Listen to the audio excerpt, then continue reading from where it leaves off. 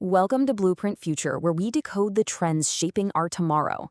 Artificial intelligence is literally rewiring our world, promising a future of incredible progress.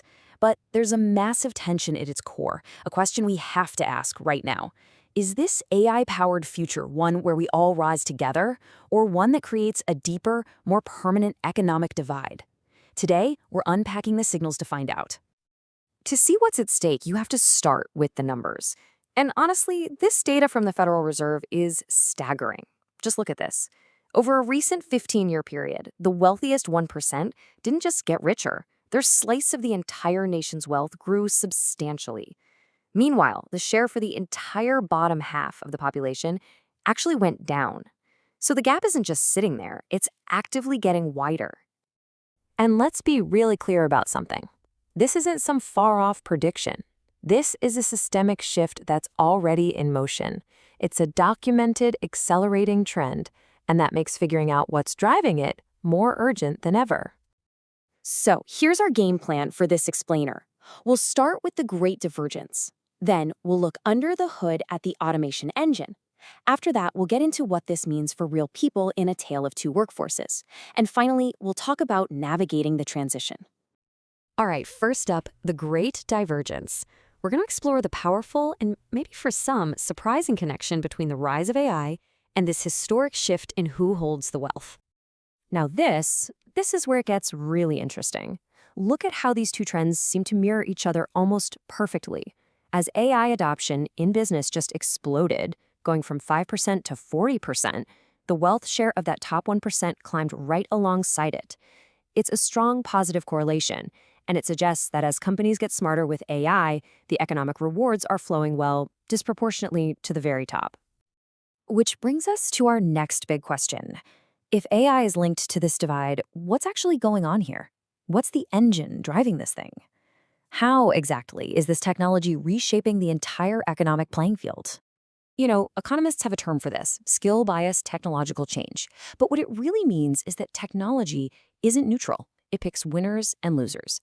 AI, in particular, tends to act like a superpower for highly skilled workers. Think AI engineers, making them way more productive and valuable. But at the same time, it can automate the tasks done by others, which pushes their wages down. And here's the fundamental shift, the real game changer. For decades, we thought of automation as something for routine, physical jobs. Robots on an assembly line, right? But generative AI, it's playing a whole different sport. It's coming for complex cognitive work, tasks like legal analysis, financial modeling, even writing software code, jobs that were once considered safe, high-skill professions. This new reality leads us straight to the question that's probably on your mind right now. So, what does this mean for our jobs? What is the future of work going to look like in an age of truly intelligent machines? While one theory is pretty stark, it's the idea of the hollowing out of the middle class. And this quote just nails it. The argument is that AI is getting exceptionally good at doing the glue work in corporations, coordinating projects, passing information around, processing updates. These are the very jobs that have long been a stable pathway to the middle class. And if those roles disappear, you could end up with a really polarized workforce.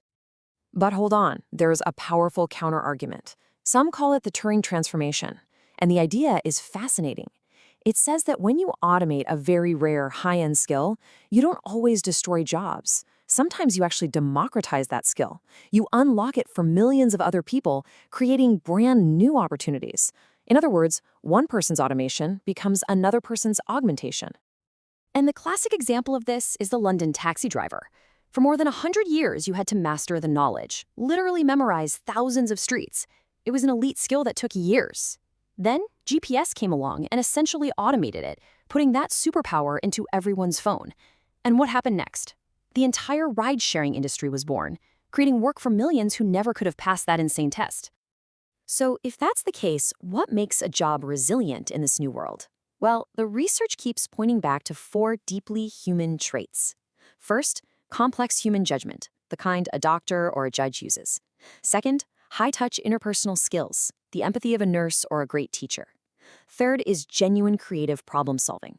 And finally, physical skill in unpredictable settings, like an electrician or a plumber. These are the areas where we as humans still have the edge. So this all brings us to our final and most critical section. How do we navigate this?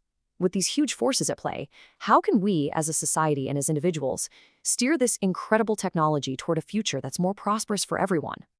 On the big picture policy level, four major ideas keep coming up. We're talking about huge investments in retraining and education. We're talking about rethinking how we tax wealth generated by AI. There's a push for what's called inclusive innovation to make sure the benefits are spread wider. And of course, strengthening our social safety nets to help people through what could be a very bumpy ride. But what about for you and me?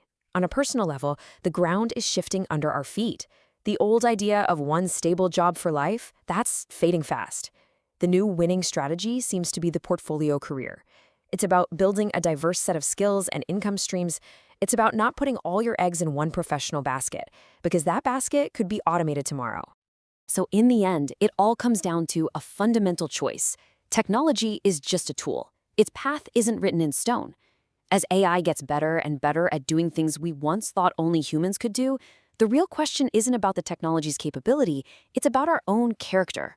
Will we choose to use this power to simply automate human labor away, or will we choose to use it to augment human potential and build a more prosperous and equitable world for all of us?